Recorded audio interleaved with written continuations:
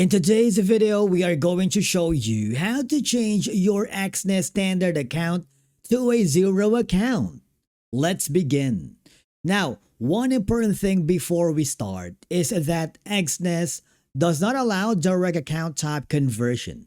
Instead, you need to create a new zero account inside your personal area. So once you are logged in, I want you to go on the left side panel of your dashboard.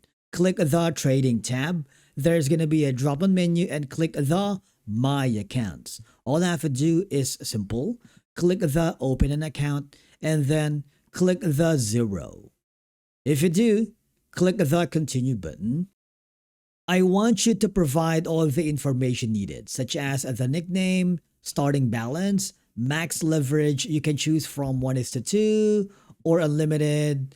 The platform you can choose from an MT5 or an MT4, it's up to you. Once you're happy, click the Create an Account. And there you go. Now you have successfully created your zero account here in Exness. Remember, you cannot directly convert a standard account into a zero account because Exness only allows you to create a separate zero account and use it instead. Thank you so much for watching. We will see you again in the next video.